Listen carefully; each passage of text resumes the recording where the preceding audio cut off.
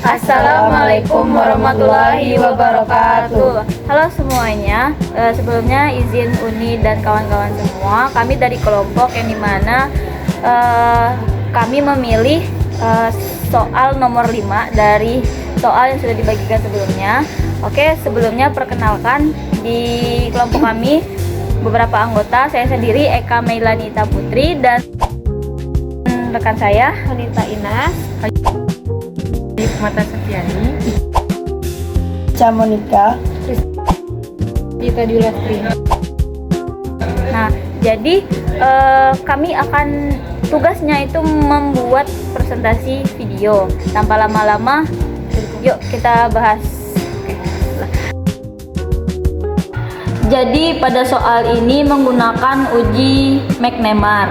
Nah, sebelumnya kita harus tahu dulu konsep dasar uji McNemar ini, yaitu yang dimana uji McNemar ini merupakan uji statistik yang bertujuan untuk membandingkan dua sampel yang saling berpasangan. Lalu uji McNemar digunakan untuk mengukur data sebelum dan sesudah diberikan suatu perlakuan atau treatment pada sampel yang digunakan. Lalu uji McNemar juga merupakan bagian dari statistik non parametrik. Nah, lalu skala data yang digunakan dalam uji McNemar yaitu data kualitatif atau data nominal. Kenapa kami menggunakan uji McNemar?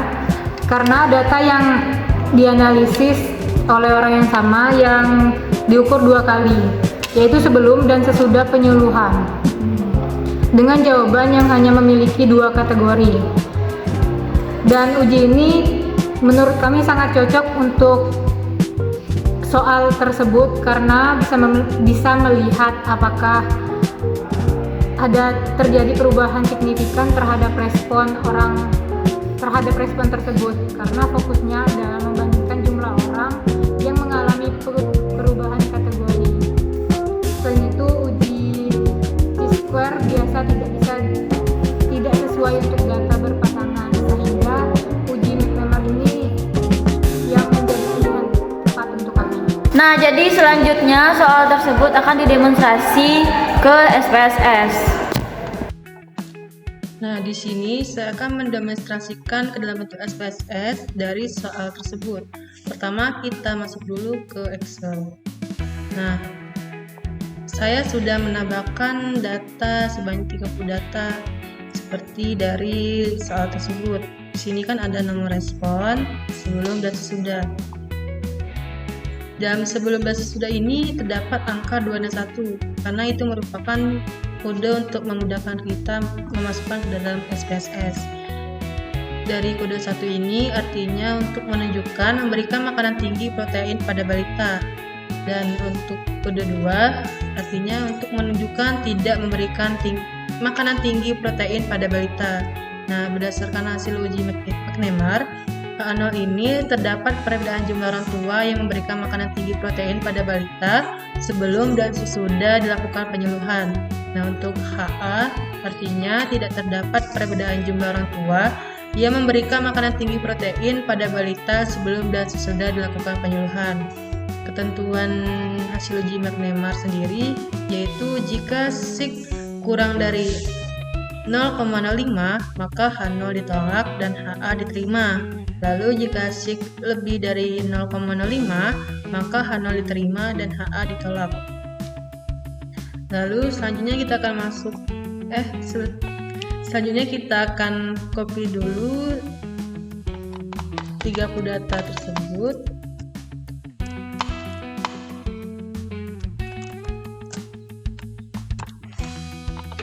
Lalu akan kita pindahkan ke dalam SPSS. Nah, setelah kita kan pastinya di dalam data view, jadi kita akan masuk ke dalam variable view. Di sini kita buat sebelum, dan di sini kita buat nama sudah. Untuk desimal kita buat 0.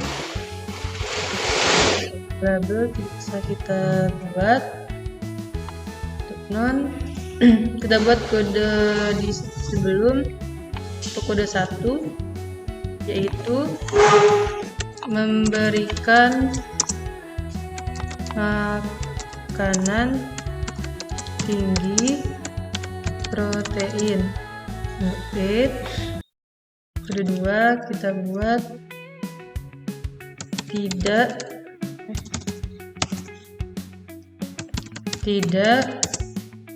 memberikan makanan tinggi protein. Lalu kita dan oke.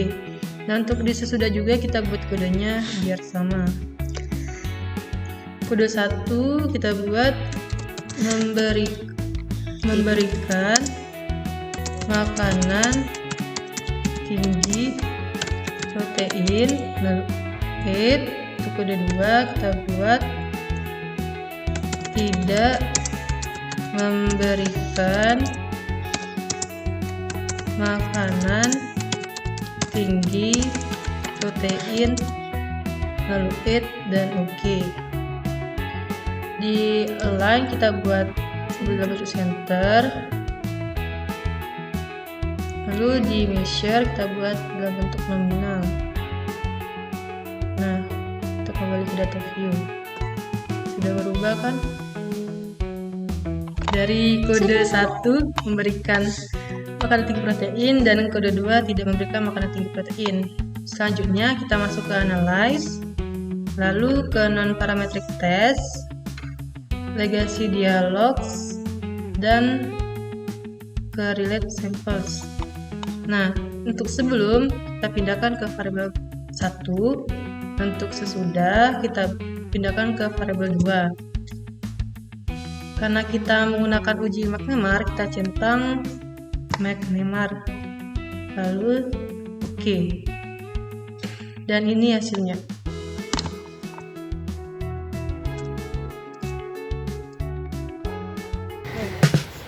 Baik, dari tabel tersebut bisa dilihat 14 orang berubah dari memberikan menjadi tidak memberikan, dan 2 orang berubah menjadi dari tidak memberikan ke memberikan.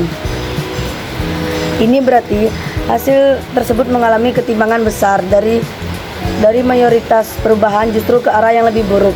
Jadi eksepsi 2 toilet sama dengan 0,004 dengan A sama dengan 0,05 titik 2 0,004 kurang dari 0,05, maka HO ditolak.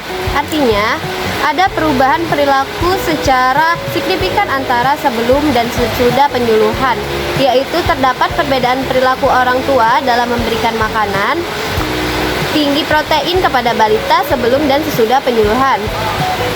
Tetapi uji McNemar ini hanya menunjukkan perubahan bukan perbaikan.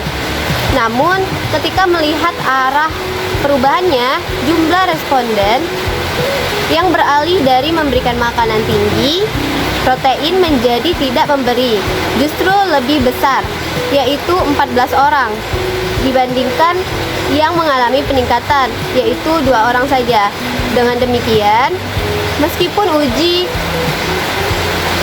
statistik menunjukkan ada perubahan signifikan, perubahan tersebut didominasi oleh penurunan perilaku yang diharapkan.